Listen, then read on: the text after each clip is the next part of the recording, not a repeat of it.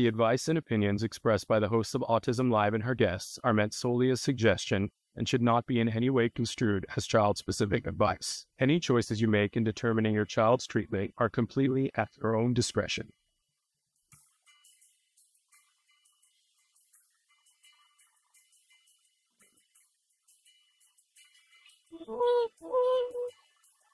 Good morning and welcome to Autism Live. We got a great show coming up for you, including a great guest, Jessica Lee, who is from Neurotalent Works, is going to be joining us in just a few minutes. We're going to be talking about employment and a little bit about our jargon of the day and what's happening in the world. I am Shannon Penrod, so thrilled to be here with you guys this morning. I want to give the programming note. This show was pre-recorded because we are not yet in our studio and we needed to pre-record this, but it's premiering live right now to you guys on Facebook, YouTube, and Twitter. We hope that you will participate there. You can still be writing in your questions and they can still be answered. So I hope that you will participate in that. Don't forget that we have two very robust YouTube channels that we encourage you guys to check out. There's Autism Live and there's also Ask Dr. Doreen. Those are there to be your guide. We've been doing shows for over 14 years. It's very possible that we've covered the topic that you're interested in, or that we have covered the word that you're looking in, like, I don't know what this means in the jargon of the day.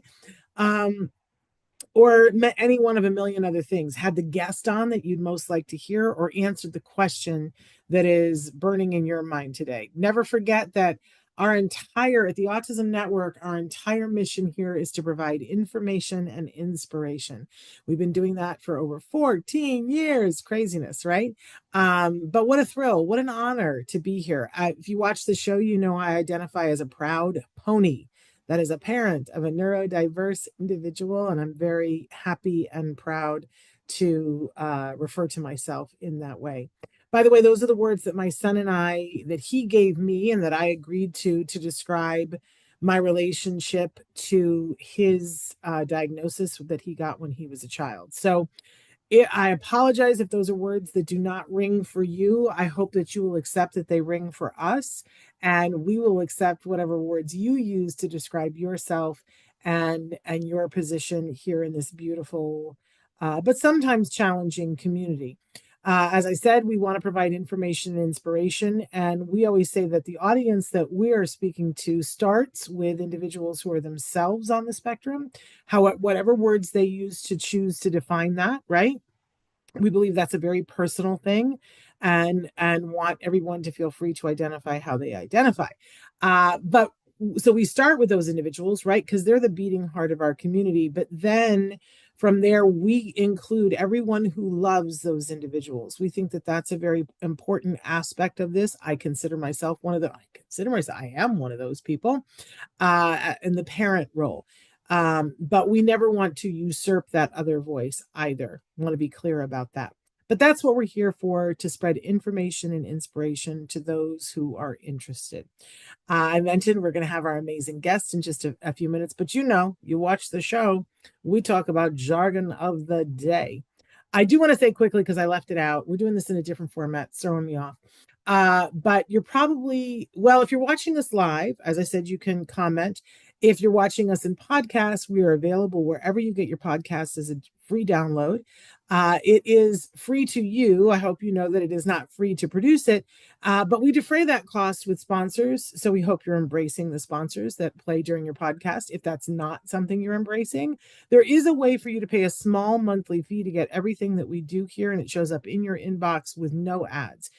To do that, you go to Glow, like glowworm, glow.fm/autism live. When you subscribe for $5 a month, you get everything we do here. It shows that's everything. Ask Dr. Doreen, all the parent to parents, Autism Live, Let's Talk Movies, today's hyperfixation, whatever we've got that's new, it shows up in your inbox, and it is free of ads for that low price. I sound like a car salesman now. For that low price of $5 a month. All right. Having said that, we want to jump into the jargon of the day. And oddly enough, we've never done this jargon before. We certainly have been talking about this subject for years, but we've never done it as jargon. Seems like we need to get a little clarification on what is DEI. So let's take a look at what our Google AI tells us that DEI stands for diversity, equity, and inclusion. I'm going to be real honest here and tell you that the first time I heard this, I kind of, it's easy to do. I mixed up the letters and I kept saying, well, DIE, well, that spells die. We don't want to die, but we would like diversity, equity, and inclusion, at least ways I would. So Google AI tells us that that stands for diversity, equity, and inclusion. And it's a framework used to promote the fair treatment and full participation of all people, particularly those who have been historically underrepresented, under underrepresented, that has a lot of syllables in it, or discriminated against. I laugh, but it's a very, very serious subject and one that's very near and dear to my heart, and I hope to yours as well. Because you may be or you may love someone who is historically underrepresented or discriminated against, right? When it's close to home, it feels different. So let's see. I mean, this is all nice and it's cute and whatever, but there's so much discussion about this in the public. I don't know that this really fairly tells us what does it actually mean. So let's go through some of the guidelines. Let's take it word by word. Let's take a look at diversity. Diversity is recognizing and appreciating the wide range of human differences, including race, ethnicity, gender, sexual orientation, age, ability, and more. And included in that, we would put people who are neurodiverse, right? That's part of the diversity. When we think about, I don't know, just think about your friends for a moment. And how many of your friends would fit into a category here that would put them into a minority or a disenfranchised group? I don't know about you, but it's certainly a large swath of the people that I know and love. Um, and, it's just a consideration to think, should those individuals have a less of an opportunity, less of an ability, less access to work, and many other things? I can't sleep at night if that's the case. I don't know about you. Let's go on to equity. We talk about equity a lot of time. Equity is ensuring fair and just treatment for all, acknowledging that people may need different supports and resources to achieve equal outcomes, according to the UN Global Compact. We show a cartoon all the time that shows the three boys they're standing on the ground in the first one, and they're trying to look over a fence to see a baseball game, right? But one of the boys is tall. And by virtue of nothing else, he didn't work for it. He just happens to be tall. He has a perfect view of the baseball field and he can watch the whole thing. Then the next young boy is not as tall, but he's still got some height, and the fence hits him right about through the eye line. So he can see over it just enough to see part of the game, but he's not seeing the full game. And that isn't because of anything that he did or deserved. It's just genetics and he's shorter. And then the last young man is significantly shorter and he can't see over the fence at all. So that baseball game to him isn't happening. He can hear the cries of the crowd, but he's not hearing that. And what equity says is, we're going to put a box that's just appropriately sized underneath the person who is not quite tall enough so that they can see over the fence. And for the kiddo who couldn't see at all, we're going to put a box that's deep enough that he can stand on it and he can see over the fence. Now, all three of them have an equal opportunity to see what is happening on the baseball field. And that is what equity is. And I know that some people have a hard time with this because it feels like, well, why you gave something to two of the boys and my child is the boy that's tall. Why aren't you giving him something? He got rooked. He's the victim here because he didn't get anything. But we're just making it a fair and even playing field so that everyone can just see the baseball game. We didn't give them VIP tickets. We made it so that they could see what the other boy doesn't need something to be able to access that. So why would we give him something?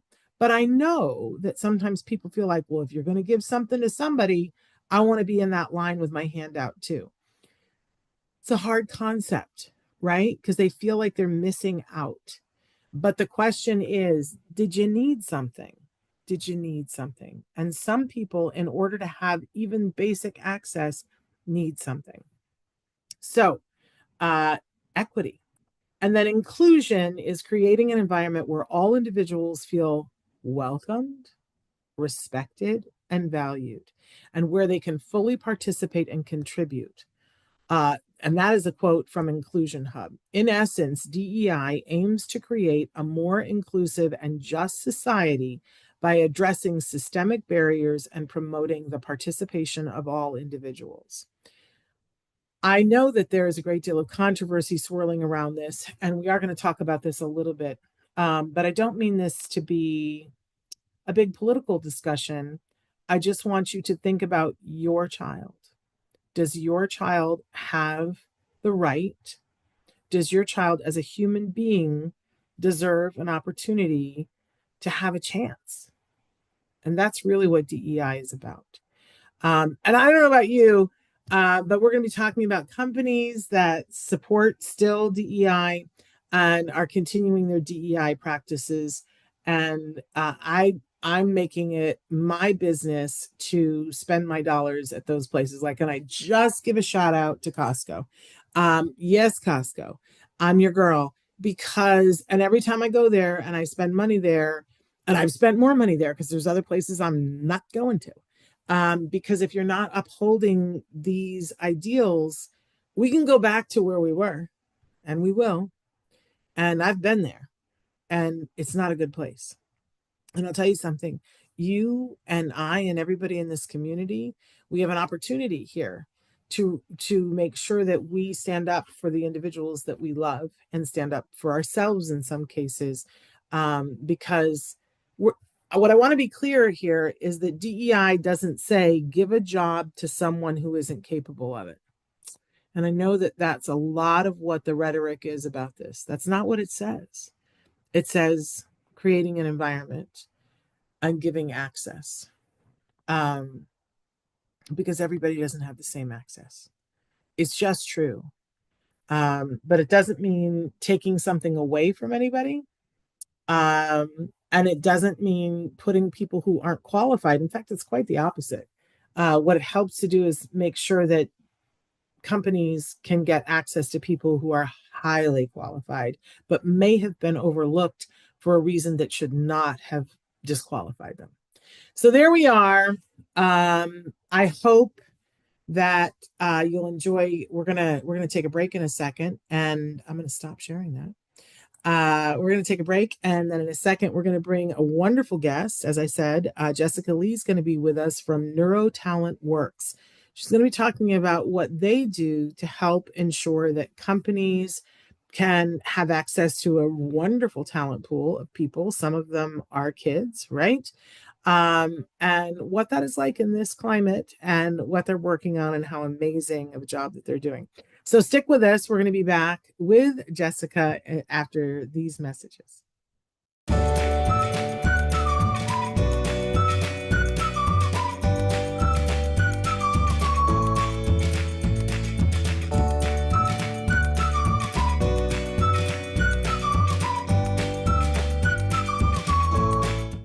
Welcome back to Autism Live. As I promised you, I've got a great guest. Jessica Lee from Neurotalent Works is with us.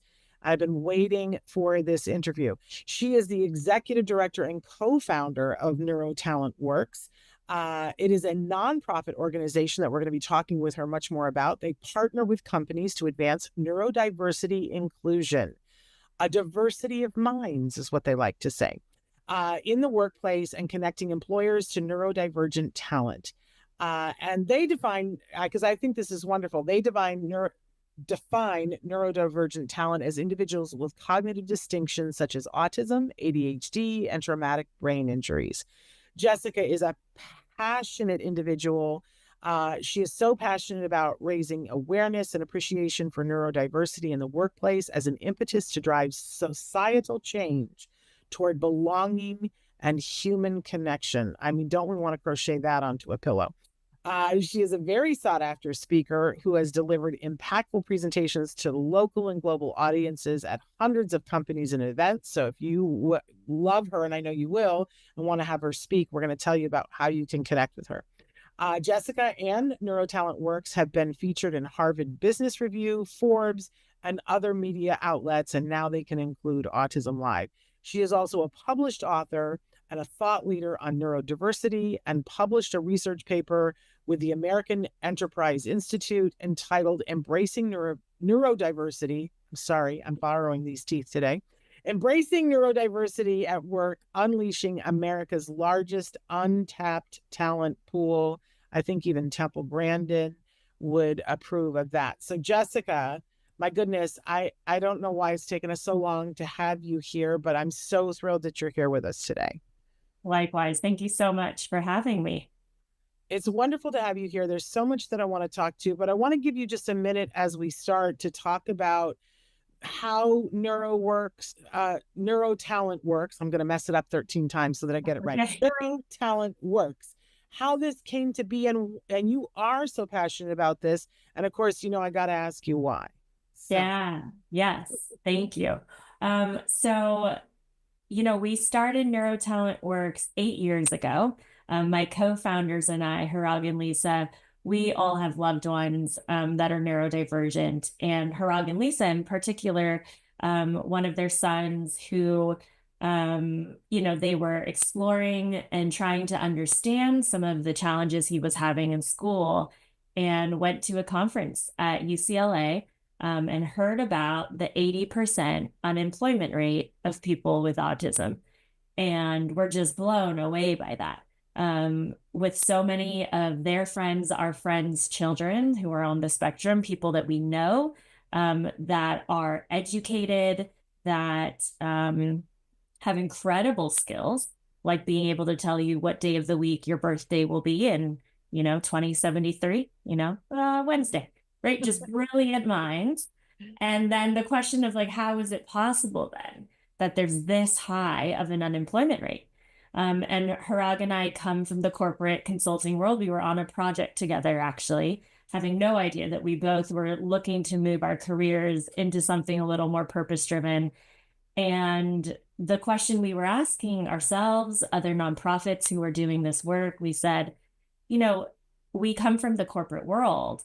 There are nonprofits and government agencies getting job candidates ready, but who's helping employers get ready? Is there a need for this? Great point. Yeah. And the big resounding answer was yes, we need that. We need people who speak the business language, who understand the cultures of a workplace, how decisions are made around hiring and firing even, and to really be that bridge into employment, and then supporting employers to build workplaces that truly embrace a diversity of minds. So that's how we started 8 years ago, and here we are. Well, and thank goodness, years ago when they had the character on Sesame Street, Julia, who identifies as being neurodivergent, I remember interviewing somebody and they said, in 30 years' time, this is going to have made a huge impact because every HR director will have grown up with Julia. And when somebody comes in and eye contact isn't their go-to, they're not going to mark them down at the job interview. And I thought, that's really cool. But then my next thought was, really, we got to wait 30 years for that? So I love that you guys are working on this now. And that's a wonderful thing. I know that you guys do a workshop called Understanding All Minds, and I'd love for you to tell us a little bit about that. Yeah, thank you. So we're so excited about this workshop. And it's really, if I step back, as we think about this, even from a systemic standpoint, I think one of the hardest things to do is to describe how your mind works. So this workshop and all of our training that we do for managers starts with this question. How would you describe how your mind works? And how is it similar or different to people around you? We give everyone silence and a few minutes to think about that. And I love the responses we get back because it's so creative and so interesting to hear how people describe their minds, the words they use, etc. And as we go through this, so this workshop breaks down 4 core dimensions of our minds. And I work closely with neuropsychologists and an education therapist to put this workshop together. And it's all about providing plain language to understand and describe how our minds work. This is the burden that neurodivergent individuals have and have carried for most of their lives. Parents have had to do this oftentimes with their children to get the supports they need in school. And now in the workplace, even more so. How do you explain to your manager or to an HR leader who's reviewing your accommodations request to understand why, for example, having an agenda ahead of time is going to allow you to show up and do better in a meeting, or why having recordings of a meeting are going to be helpful for note taking? Thank goodness AI is here and helping with a lot of note taking. But understanding all minds is all about all of us being able to understand this. And so first, let me understand my own mind. What are the words to describe how my mind works so that I can then begin to understand and hopefully appreciate how somebody else's mind works differently than mine. And thank goodness it does, because my weaknesses and my challenges are someone else's strengths. And so when you look at teams and companies, you're now going to be able to have a better team because we understand and can talk about our strengths and our challenges and how to support each other. And we're not calling out that it's because you have a neurodivergent team member. It's nothing about that. It's because we know disclosure is something that is so personal and so complex that we can just talk about how our minds work and what we need to do our best work. And that's what's going to matter for all of us to understand, to build a workplace that's inclusive, and for neurodivergent individuals to feel like they can be understood. So that's what this workshop is all about. And it even goes into, I use the example of when I go to sleep at night. I need it pitch black, no sounds. And meanwhile, I have friends who are the complete opposite. They need a nightlight and they need white noise. So this is nothing that we can all understand and appreciate, oh, okay, this is what it means to have a diversity of minds. I'm going to have different sensitivities to sensory inputs. That's okay. Let's talk about it and let's open a conversation about it. And that's what this workshop is doing. That's amazing and so important. I feel like I don't know whether in the trade-off of technology with phones, we lost a little bit of perspective taking. But I feel like there is a really, for so many years, I heard after my son was diagnosed with autism, I heard about how people on the autism spectrum, they struggle with perspective taking. And I think that that's true in a lot of different cases, but I think it's true as much and more in the neurotypical world. I feel like, and my son is the one who's always my teacher. I'm sitting in the front row seat in his classroom. And I remember a time when we had been working on, we were living on a street where when you parked, oh my gosh, it was just dangerous. And I'd been working with him and with his team so that he would maintain safety protocols when we got out of the car. And it was a very rigid step-by-step because we were worried about getting squashed by, cars and trucks going by at 1,000,000 miles an hour.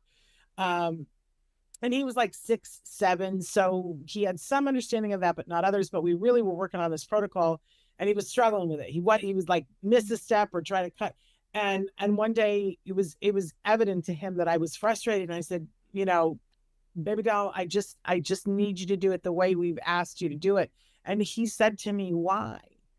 And I said, because, and I should have said because it's a safety issue, but because of his young age and I didn't want to freak him out, I said, because I just need you to, right? And he Yeah. looked at me and he said, "Oh, so are you on the spectrum?" And he was totally serious. He was like, "Are you having trouble doing things in a different way?"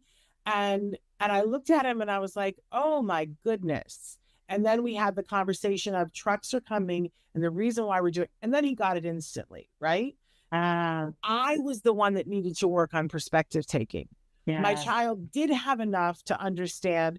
And it wasn't until he called it out that I realized I was the one who was being rigid Yeah. and that I was the one who wasn't doing perspective taking. So I always Mm, love it when my son teaches me. yeah. And I think that 9 times out of 10, um, if we could all be better at perspective taking and dealing with individuals and their individual needs without slapping labels all over the place, and Yes. I think we'd be better off. So I love that you're just doing this Yeah. with everyone. Yes. What a Oh, powerful, thank you. powerful thing. um i I want to backtrack a little bit and say that, um because the work that you guys do, you also you're engaging with the employers. Mhm. And I want to know what your secret is for that and how you're doing that and what methodology you bring to that, because we see that some companies seem to get it and Yeah. other companies are not getting it. They're not understanding. So, what is it that you guys do, and how do you guys partner with companies so that this ends up working out? Yeah. Well, I'm looking for that magic sauce too. So I'll tell you all the ingredients though, and where we've seen success and why. Um, I think just as with any individual, every organization is so different. But recently, I've been looking back. We've worked with over 40 businesses to yeah, just in partnership, whether it's through training or through actually hiring from our talent pool. And when I look at the data of all of our business partners that actually, became something, because we're talking to businesses all the time, about 80% of them are actually individuals who have an affinity to what we're doing. Their parents, siblings, best friend's child. There's a like they have some type of tie to somebody who's autistic or neurodivergent. And those are the champions that are oftentimes working inside companies that are just introducing us to the right HR team members or to operational managers that have open roles and are open minded and wanting to find new sources of talent. And so that's one of the big emphases that we see. It's like, and maybe that's the message to any parent that's listening or loved one, where it makes such a difference to have that warm introduction into a company to be able to then navigate and find the right teams to work with. So some companies that bring us in, we're advancing neurodiversity inclusion from a really holistic standpoint. We were first focused on employment and becoming a staffing solution where we have a talent pool of thousands of job candidates.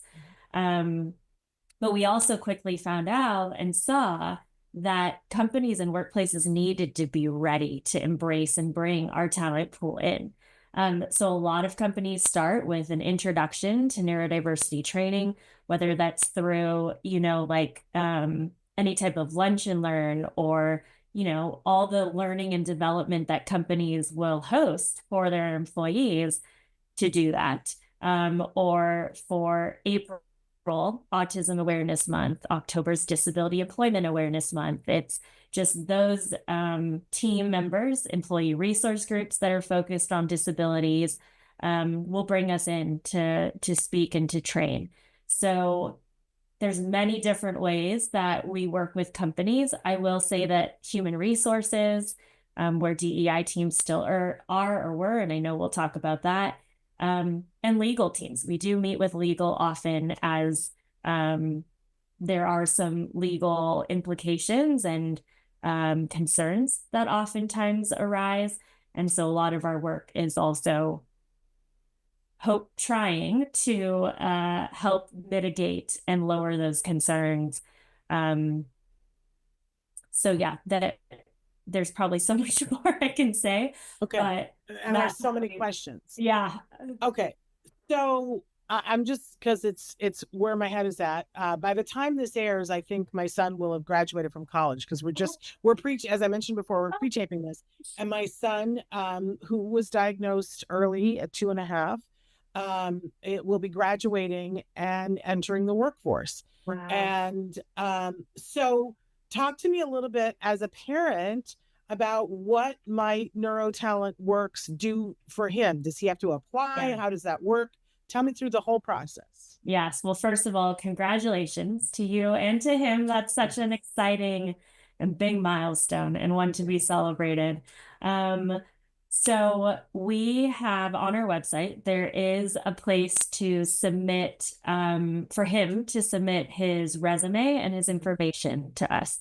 And once he's in our talent pool, anytime that us or even any of our peers across the US who are also doing neurodiversity employment, we all work together. So anytime there are job opportunities that him or others might be a good fit for, we will send out, and we send out information about, just any job trainings, resources and information that can be helpful as job candidates. Unfortunately, now, is there a cost for that to register with you? There's no cost for it at the moment, which we're very grateful for.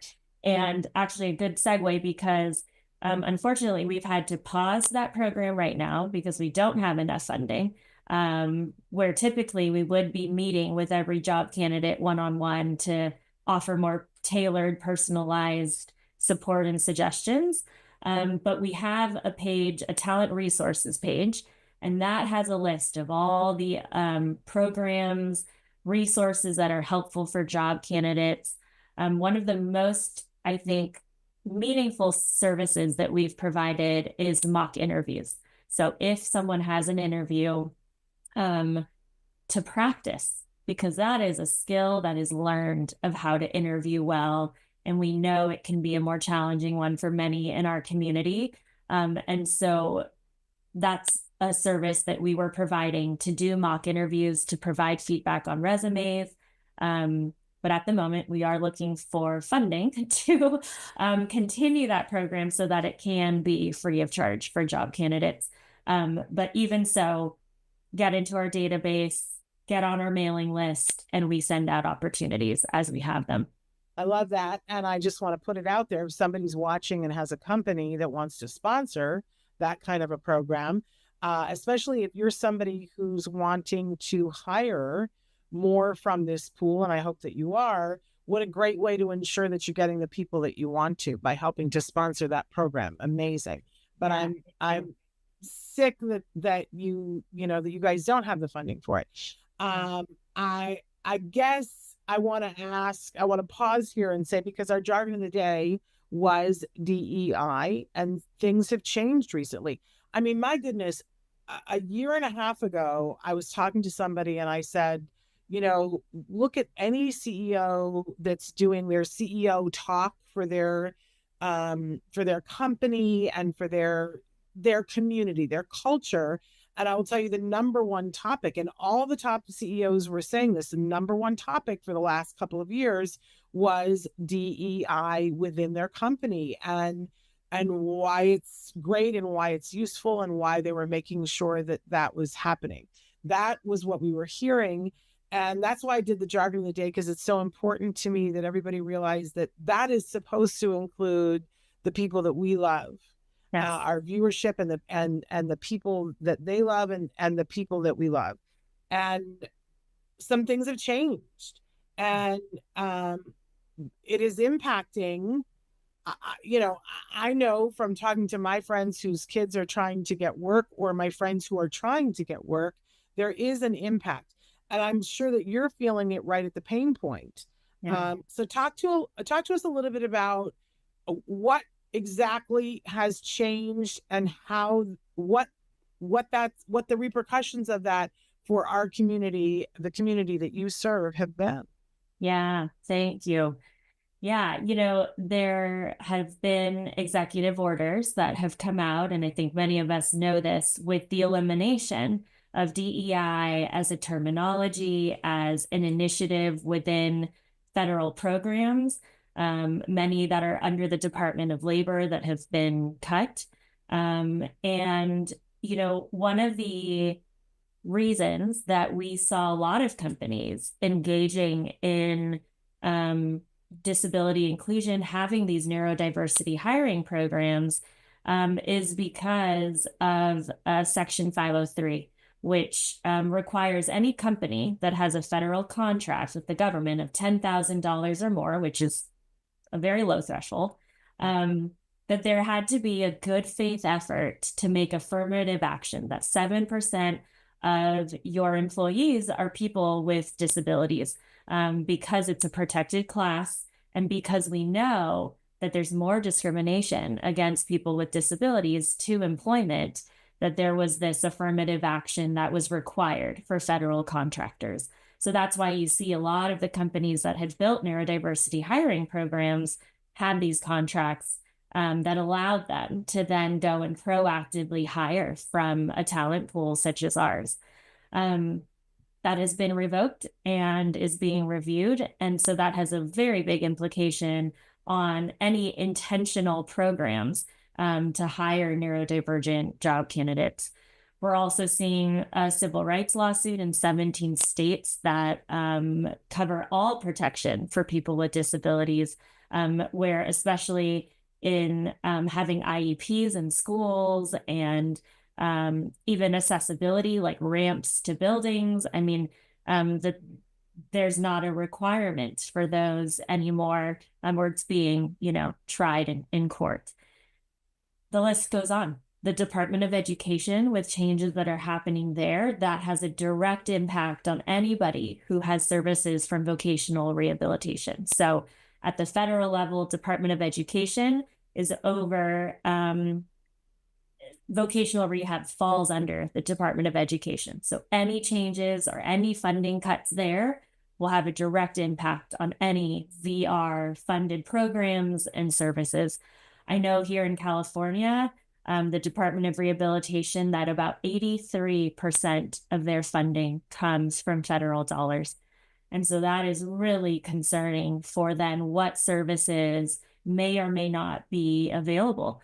And the regional centers here in California, also through the Department of Developmental Services, I believe theirs is a little lower, like 27%, that might be from federal funds. But DOR and vocational rehab are who focus on employment specifically for our community. So that's concerning. I have to say, and I don't mean to interrupt you, but there's so many different elements to this. And I think sometimes it's funny because I just recently have started thinking of myself as old. Do you know what I mean? This is a new thing for me. Yeah. And I'm like, oh my gosh, I'm in my 60s. How did that happen? And, but it means that I've lived through many different things that I forget sometimes. Talk about the perspective taking. I forget sometimes that other people haven't lived through that. And I want to say probably 28 or so years ago, my mother, who was born with a physical disability, she had both of her feet facing backward, was considered both feet clubfoot, and was very capable. My mother hated the term handicapped. Yeah. She hated the term disabled, but that was how she was classified. But my mother always worked. My mother always did things. And my mother had ways throughout her life that she would hide this from employers until they got to know her, right? But it was about 28 or so years ago. My mother she had been a nurse in her life. She'd gone on to become an accountant, and she got a job working for a hospital as an accountant, which did not require her to be on her feet at all. My mother was hired and had gone through a training that was, I don't think it was even online, it was on phone. And then they had her come in for the very first time.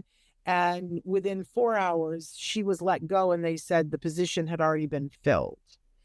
And of course, it was that they felt that, she was not going to be able to do the job, and was devastated. Wow. Was just devastated and was like, I've been being an accountant for so long. And and I don't need to use my feet to be an accountant, right? And I got to see that firsthand, what that was like for her. And I have to say, knowing my son was coming up, and being able to see that it was incentivized for companies to do better. Yeah. And what we were seeing, and I think what you have seen, is that companies saw that not only was it incentivized, but there was a benefit to them. Yeah. And we've had so much, even 60 Minutes, for heaven's sake, Anderson Cooper visiting companies and them saying, yeah, we didn't realize this is saving our tushies, having this workforce with us. So here we are. But for a company like you, how are you navigating this? Yeah.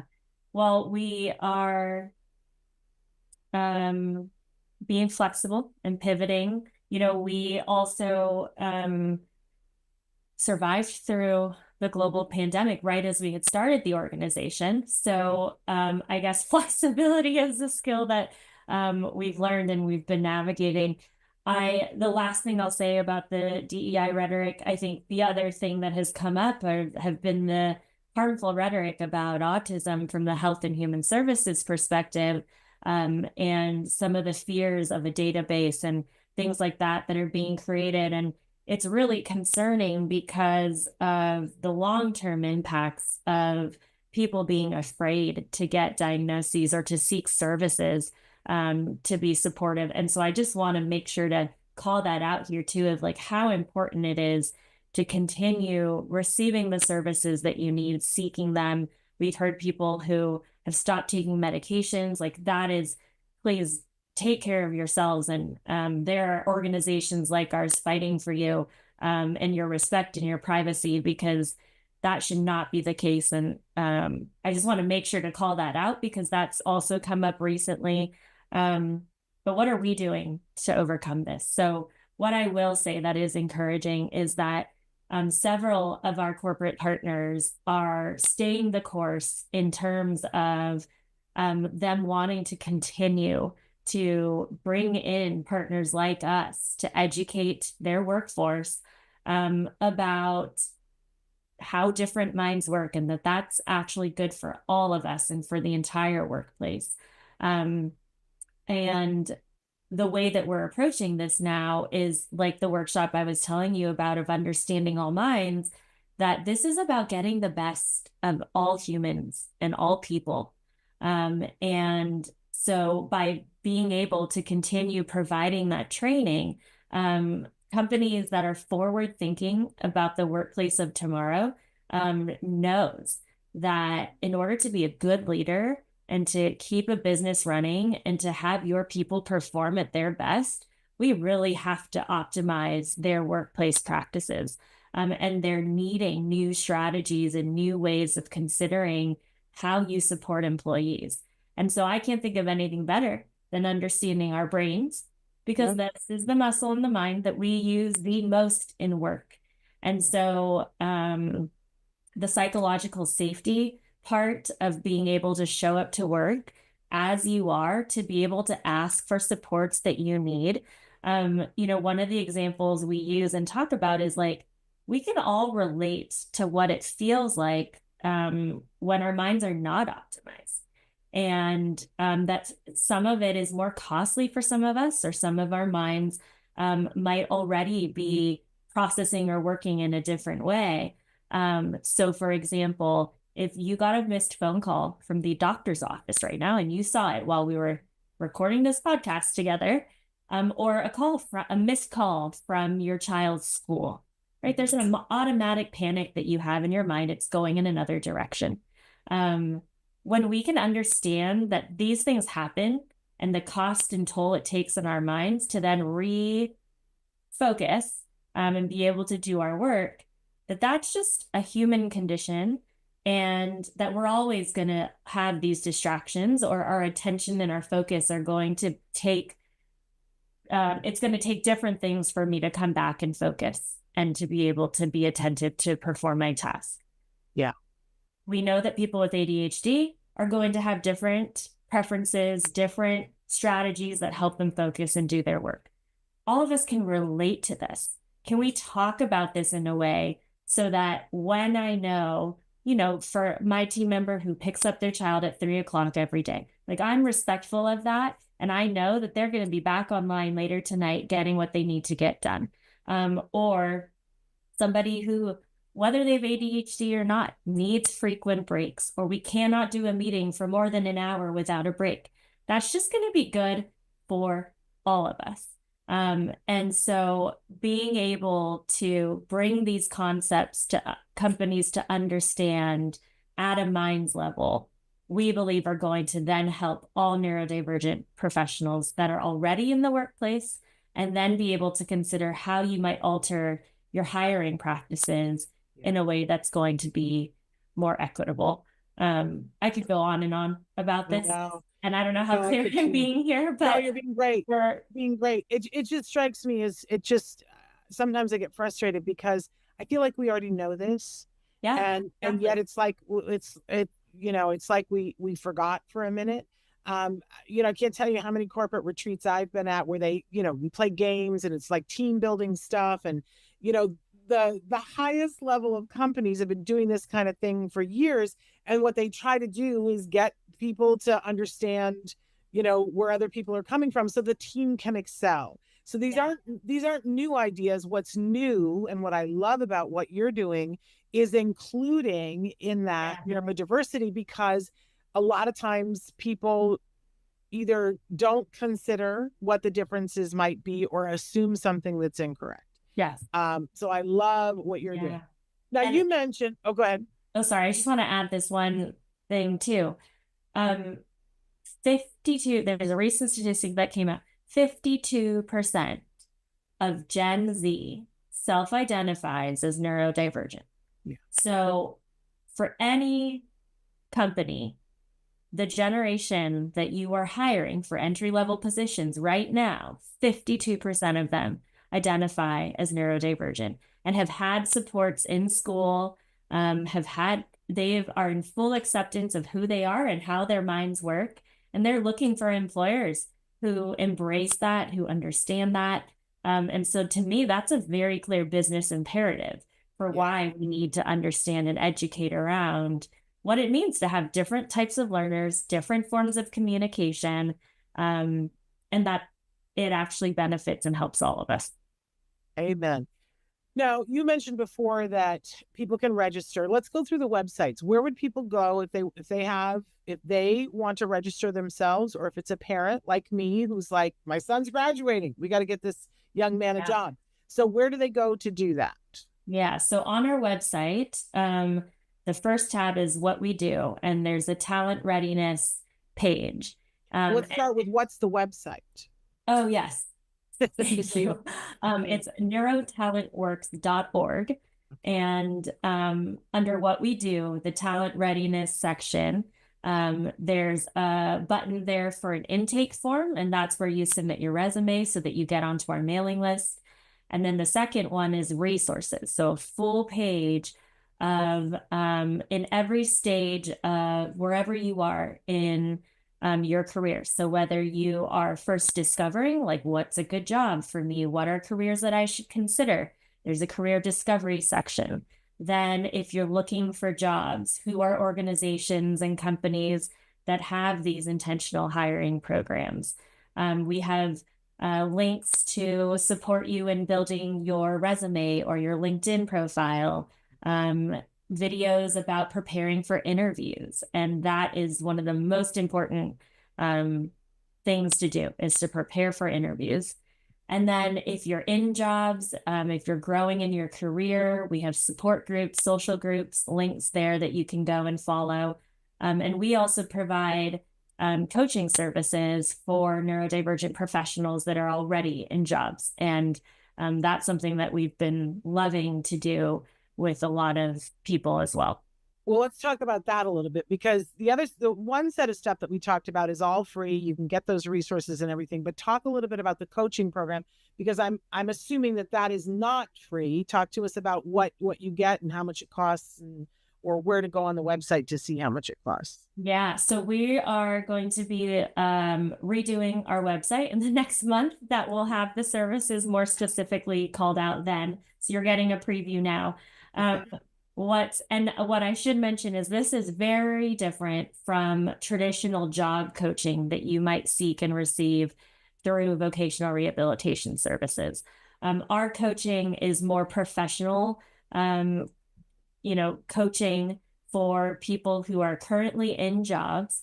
More and more, we're getting calls from neurodivergent professionals who are mid-career, which is really neat to see, where a lot of, I think, people, especially my age, who are having children who are getting diagnosed, and then they say, oh my gosh, like, actually, that was a struggle for me in school. And then they're starting to get diagnosed or seeing some trends. And so this is one-on-one coaching to really understand just what are challenges you're facing in the workplace. And most often, it's being able to describe what these challenges are and prepare for a conversation with your manager if you're seeking support, or maybe you're not. You just need strategies to help you organize your tasks better. A lot of times what we see is confidence. People who are just starting jobs or starting a new job, where unfortunately a lot of the messaging that they've heard for so much of their lives was like, you're never going to go to college, and here they are starting a job. Or people are going to think I'm not capable. Is my manager going to think I'm not, what's a fast enough time to respond and get a task done? Or I'm doing so much work and I'm getting it done, my manager doesn't have work to give me. And then thinking like that means they're not doing a good job, but it's actually because they're doing such a good job. And making sure you're pacing your work correctly, things like that, that we're able to support. We also do coaching for managers, neurodivergent professionals, where people are disclosing to their managers, and then the companies say, hey, can you help us understand how to be a better manager? And so we love that type of coaching. And some companies who've even brought us in to do team assessments to say, we have a neurodivergent team member. How can we build better collaborative practices as a team that is going to help them? And what I love is what always helps one helps all. And the other team members are like, thank goodness we're finally doing this, to have, the norms of how we run meetings. Like, that helps everybody, because guess what? The day I'm late to a meeting, thank goodness someone's taking notes for all of us and has the action items. So it's just, there's a lot that can be done in workplaces that help neurodivergent professionals that end up helping everybody. So I can go on and on. Well, no, it's a great, and I love this. I have to say, I wish I'd met you 2 months ago. I had a dear friend whose son has been working, but it was time to make a career move. Okay. And she said, I'm looking for a job coach. And she said, he's working, that he knows how to work. But and she said, I've tried a couple of job coaches, but they don't understand neurodiversity. Yes. They don't understand neurodivergence. They don't understand. And so I'm paying all this money and it's not really helpful. I really need, and I was like, let me look around a little bit. I just didn't know you then, but now I know you. So I can send people to you, because it does make a difference. Yeah. And that's an important segment too, the people that are already working. Yes. But it's so in the neurotypical world, people have job coaches all the time, and we don't make any fuss about that at all. Right. We have Fortune 500 company CEOs that get job coaching. Yeah. I'm a regular. I had a coach. Still the same coach. I couldn't have made the switch in my career without a coach who was walking alongside me. And I still knock on when I'm facing a challenge that I'm like, I need somebody else to like work through this and strategize with me. And sometimes it can just be 2 or 3 sessions and we're done. It's right. Like, so there's, I think there's a a need to expand our understanding and definition of what coaching really is. So, and there should be no stigma attached to it for no. individuals who, identify as neurodivergent, because it is a very common practice that leads to success. Yeah. And what the disparity has been that there haven't been people who could speak to this specifically, and now there are. So that's an amazing thing. So again, the website is Neurotalent Works. I want to encourage everybody to support this, whether you have somebody that like me, getting ready to join the workforce, or you have a company and you want to sponsor some of the things that they're doing, good heavens, or you have a company and you're ready to step up and say, yes, I'd like to get trained, or I'd like to have Jessica come and speak. Just start that way. It used to be, I didn't notice it as much this April, gotta say. Everybody used to call me in February and say, Shannon, we need to bring in a speaker for our company thing. These are people I know working at all kinds of companies. They're like, who could you recommend who can speak to this for April Autism Awareness Month? And I would send people out to speak. Well, now I'll put you on the list, Jessica. But I hope that we can get back to some of the things that we were at before. In the meantime, we will weather what is and see where it will go. Is there anything else that I left out, Jessica, that you want our viewers to know?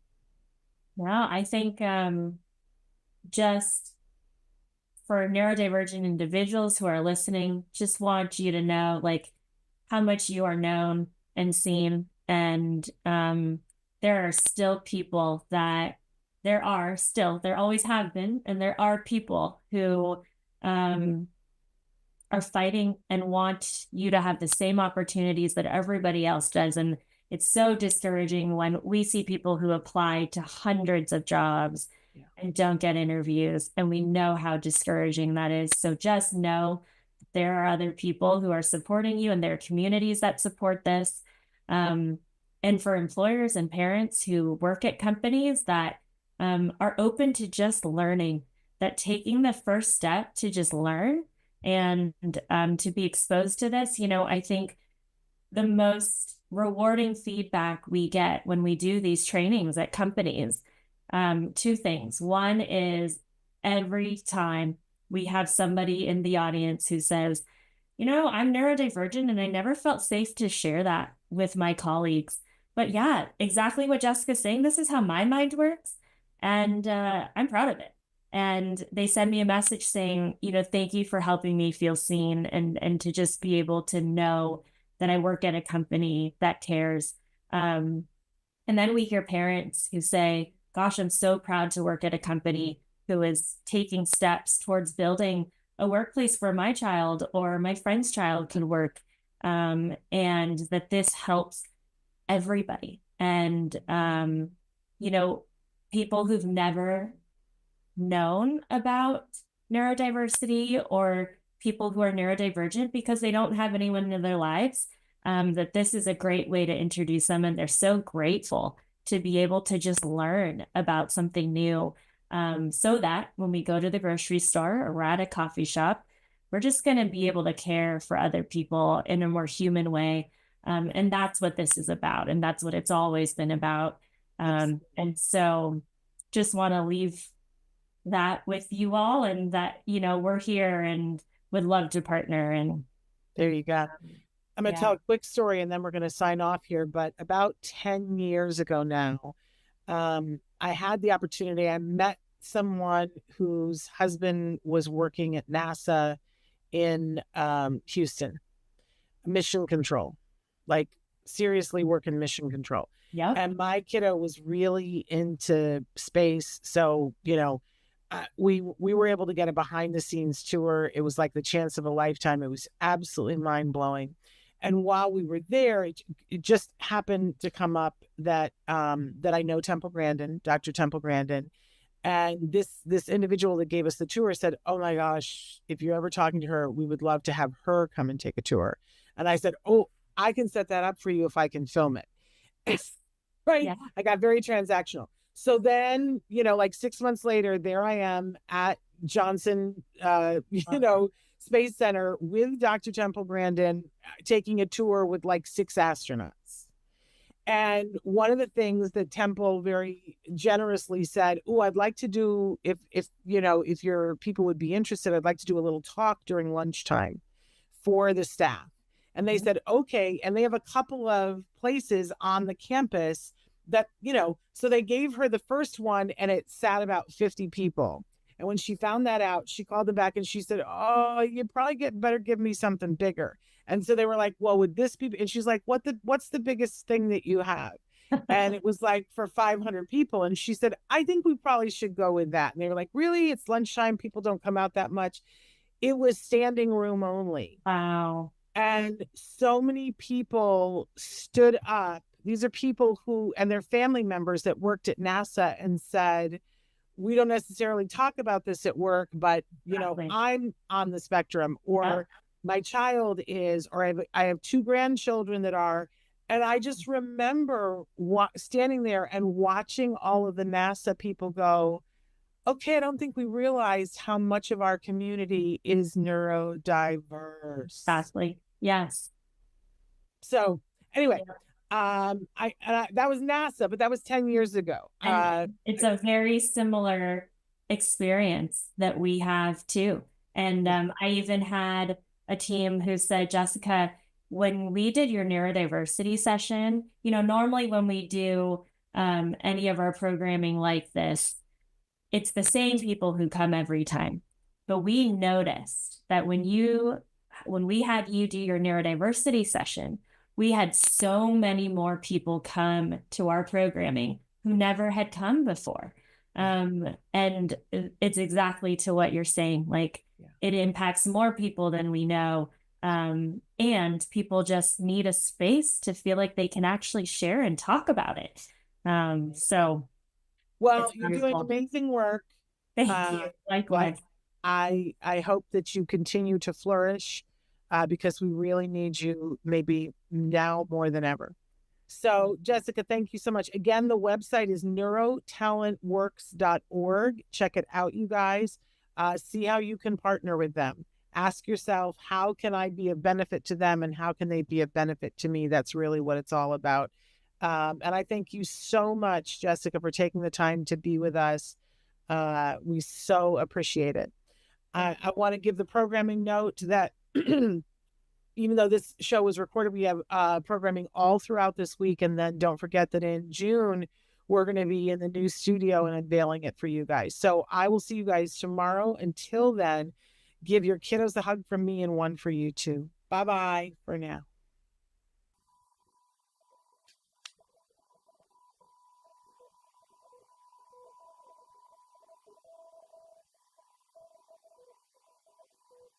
If you found anything helpful in this video, please give us a like. In fact, make sure that you smash that subscribe button on YouTube and give us a like on Facebook. You can also follow us on Twitter and on Instagram for important updates. And please download our free podcast wherever you get your podcasts. Thank you so much. See you next time.